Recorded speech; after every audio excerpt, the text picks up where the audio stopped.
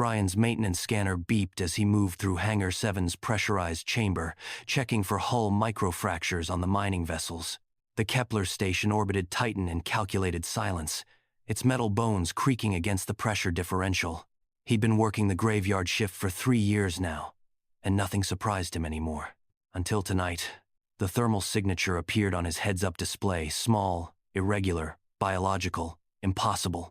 Hangar 7 was sealed, depressurized between shifts. Nothing living should be here. Brian rounded the landing strut of the SS Prometheus and froze. A child sat cross-legged beneath the fusion drive assembly, no more than 7 years old, her skin reflecting the amber warning lights with an iridescent sheen.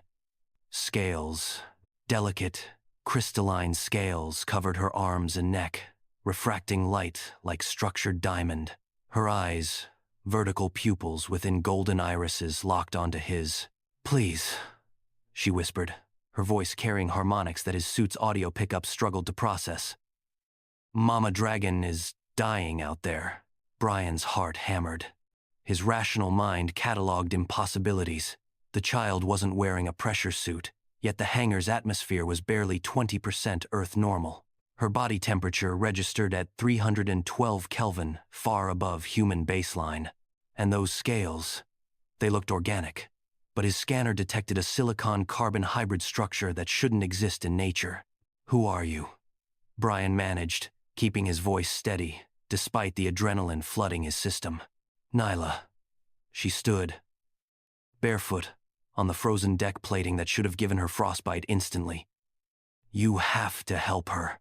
The radiation is killing her, and the medical bay won't recognize her biosignature." Brian's mind raced through protocols. Report unknown biological entities. Seal the section. Alert security. But something in those ancient-looking eyes stopped him, an intelligence that seemed to calculate his every thought. "Show me," he said instead. Nyla led him through the maintenance corridors, her small hand surprisingly warm even through his glove. She moved with purpose, navigating the station's maze as if she'd memorized every junction. They emerged into the observation deck overlooking the docking bay, and Brian's breath caught. A ship hung in the external cradle unlike anything in the registry.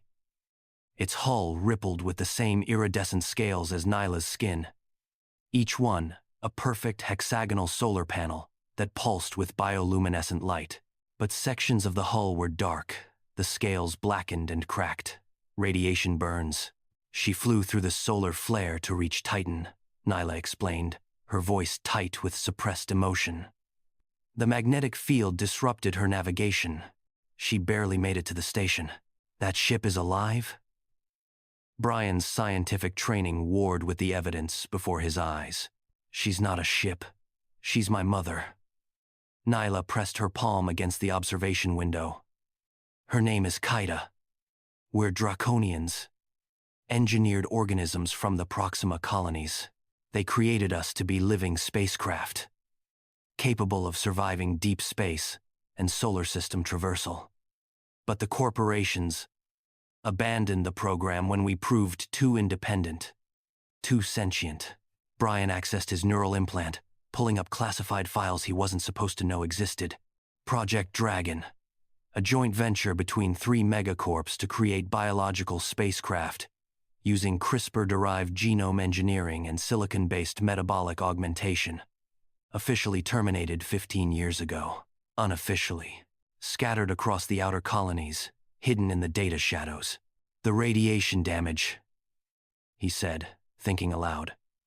"Her scales are photosynthetic and thermoelectric. Right? The solar flare overwhelmed her cellular repair mechanisms." "Yes." Hope flickered in Nyla's eyes. "Can you help her?" Brian ran calculations. The station's medical bay was designed for humans and registered colonists. But the industrial fabricators in engineering could synthesize complex organic compounds, and if he could modify the radiation shielding protocols, "I need access to your genetic template," he said, "and I need you to trust me." 20 minutes later, Brian stood in Engineering Bay 3. Unauthorized access codes burning through the system as he rerouted fabrication resources. Nyla's blood sample sat in the analyzer, revealing a genome more complex than anything Earthborn, multiple redundant systems, metamaterial integration at the cellular level, and a metabolic pathway that converted radiation into stored chemical energy. He synthesized a compound bath of carbon nanotubes suspended in a nutrient-rich gel, programmed with repair sequences derived from Nyla's regenerative cells. The fabricator hummed, molecular assemblers working at quantum precision. "This will hurt her," Brian warned as they suited up for the external dock. "But it should trigger her auto-repair systems." Kaida's massive form dwarfed them as they approached in the maintenance pod. Up close, Brian could see the intelligence in the ship's the dragon's movements. Her wings, folded against her hull, were vast solar arrays capable of light sailing between planets. Her eyes, compound structures the size of portholes, tracked their approach with obvious awareness. Nyla placed her hand on her mother's damaged scales, whispering in a language of harmonics and subsonic pulses. Brian deployed the repair gel, watching as it flowed across the burned sections, carbon nanotubes weaving themselves into the damaged crystalline structure. For 3 hours they worked, Brian monitoring vitals while Nyla maintained the neural connection. Slowly, imperceptibly at first, the dark scales began to glow again. Bioluminescence returned, spreading like dawn across Kaida's hull. When the dragon's eye focused on Brian, he felt the weight of alien intelligence studying him. Then, impossibly, a voice resonated through his suit's communication system, not spoken, but transmitted directly through electromagnetic induction. "Thank you, small one. You have shown kindness when your kind showed only exploitation." Brian watched as Kaida's wings unfurled, solar panels catching Titan's reflected light. Mother and daughter would leave soon, heading for the outer colonies where others like them lived free from corporate control. "Will you report us?" Nyla asked, her small hand finding his. Brian thought of the lonely years working this shift, the mechanical routine of maintaining dead ships. He looked at this child, this impossible fusion of biology and technology, and at her mother, a living testament to human innovation pushed beyond its intended boundaries into genuine creation. "No," he said.